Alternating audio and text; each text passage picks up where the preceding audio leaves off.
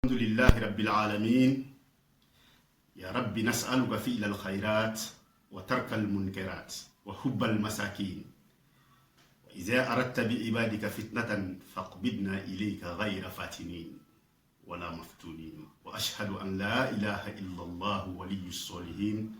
وأشهد أن سيدنا وحبيبنا ونبينا محمدا عبده ورسوله صل اللهم عليه وسلم. jihadi kɔrɔ ye bamanankan la ko cɛsiri, jija. Nka ala ye jihadi dilan ka jihadi kɛ sigiyɔrɔma saba ye. A sigiyɔrɔma saba o dan bɛ ɲɔgɔn cogo min na u ka giri ɲɔgɔn ye ten. Jihadi fɔlɔ o tɔgɔ ye ko jihadi nafsi, yɛrɛbakun jihadili. K'i yɛrɛbakun k'o kɛlɛ ka bɔ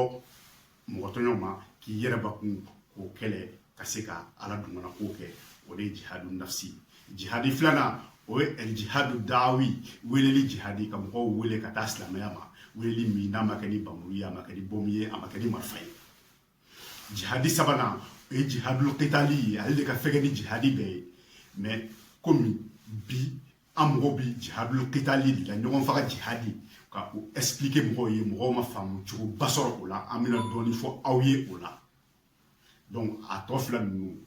jihadu nafsi ani jihadu dawi kɔfɛ an bɛ sɔrɔ k'olu walawala mɔgɔw ye. Jaa fi suratil hajj, a nana suratul hajj kɔnɔ a aya 39 ala b'a fɔ ko uzina lillezina yuqataluna bi annahum zulimu wa inna allaha ala nasrihim laqadir. Islamo ay ordre lamɛ. Aya fɔlɔ mun jiginna ka mɔgɔw bila ka taa jihad la, aya lamɛ. Mɔgɔ jumɛn bɛ taa jihadi la? Jihadul qitali, ɲɔgɔn faga jihadi a dagara jɔnniw ye. Ala bɛna o de walawala ya. Ala bɛna ordre dɔ de di, ka papier dɔ kɛ k'a signer ka di mɔgɔw ma. Ni mɔgɔ min b'o kɔnɔ, o tigilamɔgɔ de bɛ se ka taa jihadi kɛ. O tigilamɔgɔw ye jɔnni ye? Aya fɔlɔ mun jiginna jihadi la silamɛw, a y'a tulo majɔ a ka lamɛn. A k'a dɔn mɔgɔ min bɛ jihadi la, o ni mɔgɔ min tɛ jihadi la. A ko yamaruya dira mɔgɔ ma. A ye ala ka kuma lamɛn dɛ, ko yamaruya a dira mɔgɔ ma, izinu dira mɔgɔ ma, ordre dira mɔgɔ ma. Mɔgɔ minnu bala ka faga tasa u tɔɲɔnnen don. Mɔgɔ minnu bala ka faga tasa u tɔɲɔnnen don, ko ordre dira olu ma k'u ka taa kɛlɛ kɛ. N'i ma tɔɲɔ silamɛya la, i ti kɛlɛ kɛ dɛ. Silamɛya la e ma tɔɲɔ, e ma foyi, e ka wuli ka bamuru ta wali ka marifa ta ka t'i silamɛ ɲɔgɔn kɛlɛ, o ti jihadi ye dɛ.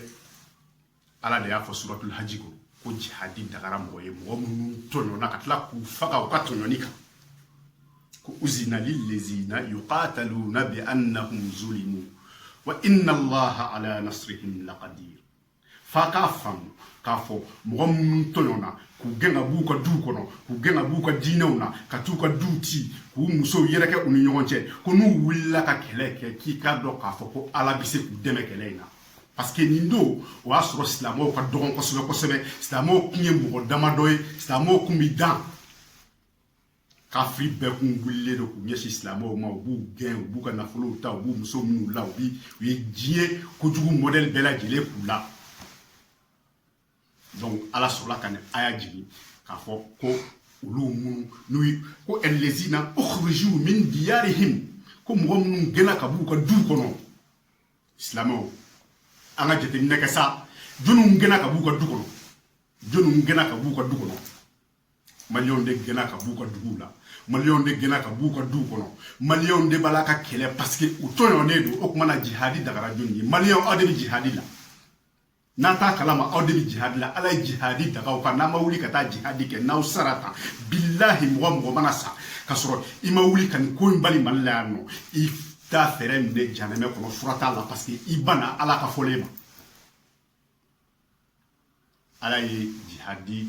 ordre di mɔgɔw ma, mɔgɔ minnu tɔɲɔna. Wa anw de tɔɲɔnnen don bi, anw de gɛnna ka bɔ an ka duw kɔnɔ bi, anw de b'a la ka faga parce que an tɔɲɔnnen don. ala yinde fo suratul hajj kono kulu de ka wuli ka taa jihadi ke o kuma na maliyo ala yaw be wele ka taa jihadi ke ka taa kele ke ka taa jugu kele jugu kana boya anyew koro jugu kera jugu model be ako inna allaha ala nasrihim laqadir ni mo ko willa itonone islamé e ka dugu kolom neni la ununa bi e ka muso ka e willa ka taa kele ke billahi ala ko kale bi deme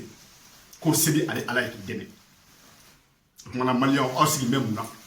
hal ni furalankara bi bolo wuli ka taa kɛlɛ kɛ n'o ye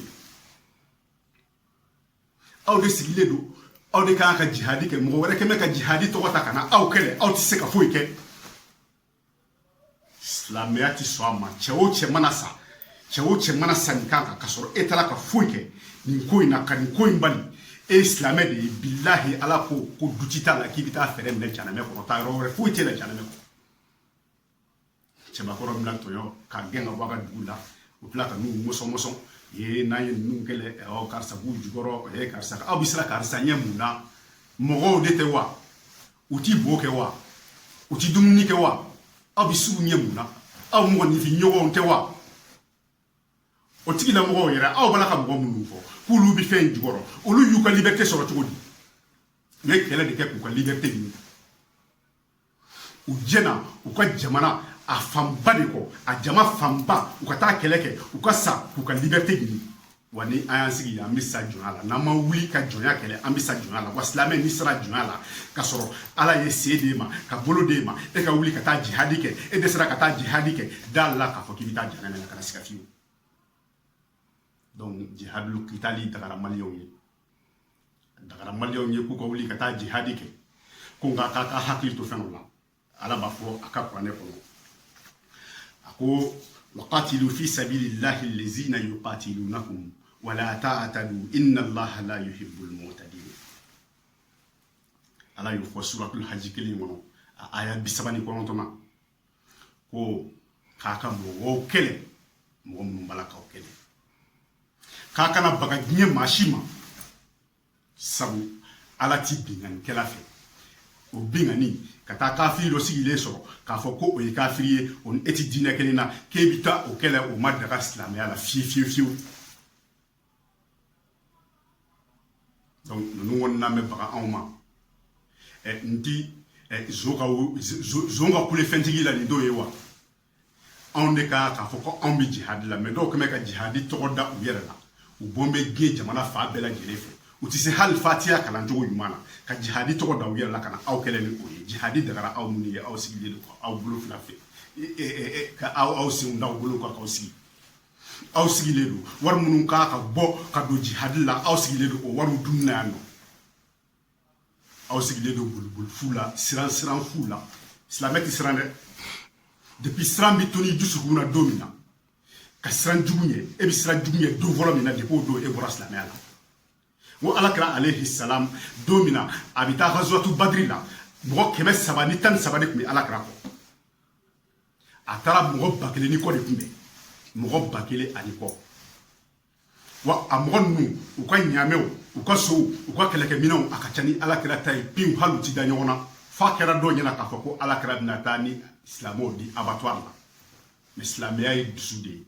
jihadi ye dusu de ye ala de y'u bila a la wa ala ko k'ale b'u dɛmɛ u taara ni mɔgɔ 313 in ye ka taa silamɛya kɔrɔta a don ka taa mɔgɔ 1000 u n'u ka diɲɛ wuli kɛlɛminɛnw ka taa u danpe aw sigi bɛ k'aw ye silamɛ silamɛ bɛ sɔn jɔnya ma anw sigi bɛ jɔnya jugu jukɔrɔ yan anw ti foyi la yan jɔnya kɔ et puis adamadenni sen fila bolo fila olu de b'a la ka anw minɛ jɔnya la yan cɛ maliyɛnw an fana sera maliyɛnw yɛrɛ dɔrɔn tɛ saheliɲɛnw an sera an ka wuli k'an yɛrɛ kɛ maa ye sa n'i ma deli k'a ɲɔgɔnna ye o tɛ anw ko k'an ye silamɛ de ye anw ka diinɛ ye a ɲɛ jira an na hali n'i ma kɛ silamɛ ye mɔgɔ minnu b'a la ka n'an kɛlɛ u y'u ka liberté sɔrɔ cogo min na bɛɛ y'a ye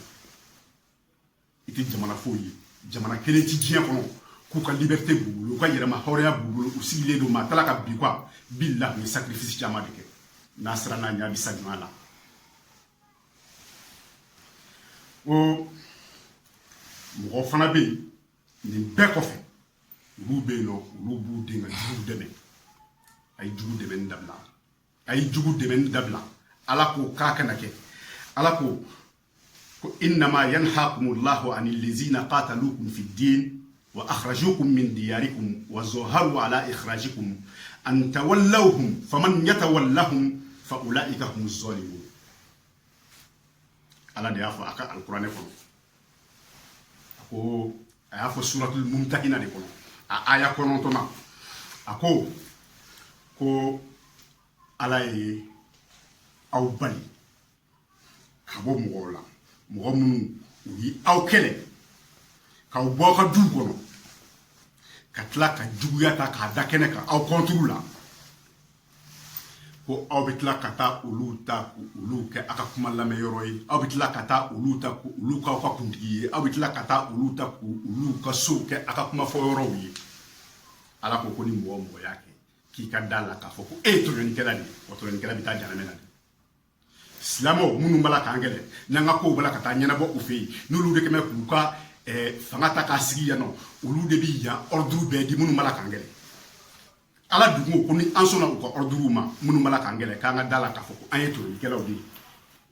silamɛw a y'a ɲɛ yɛlɛ ten sa a ka ala y'a fɔ aw ye diɲɛ yɛrɛ kɔnɔ fɛn minnu tɛmɛna diɲɛ kɔnɔ olu y'a fɔ an ye k'a fɔ ko an jugu i bɛ jugu kɛlɛ de n'i ma jugu kɛlɛ fo ka diɲɛ wuli i bɛ sa ɲɔgɔn na sisan wulilen don ko u bɛna sefa yɛlɛma joli bɛna sefa yɛlɛma u tɛna dɔwɛrɛ k'aw la koyi sefa minnu sɛbɛnnen don a kan le mot sefa la u hakili la k'o de b'a la ka mɔgɔw choquer u bɛna o sɛbɛnni dɔrɔn de changer ka tɔgɔ wɛrɛ d'a la pour que k'u bɛ bɔnbɔn don anw da a maliyɛnw a ye kana kɛ dɔɔnin sa a kana sɔn bɔnbɔn ka d'aw da sa farafinw a kana sɔn bɔnbɔn ka d'aw da tuguni a ye wuli a ka taa jihadi la a ka taa kɛlɛ kɛ tɔw ye kɛlɛ kɛ cogo min na k'u ka yɛrɛma hɔrɔnya sɔrɔ a ye wuli a ka taa ka yɛrɛma hɔrɔnya ɲini wa jugu kana bonya aw bolo ni jugu bonya n'aw bolo don min na a taara janamɛ na bilahi talahi ala ka faamu cogo ɲuman di wassalamu alaikum warahmatullahi taala wabarakatuh.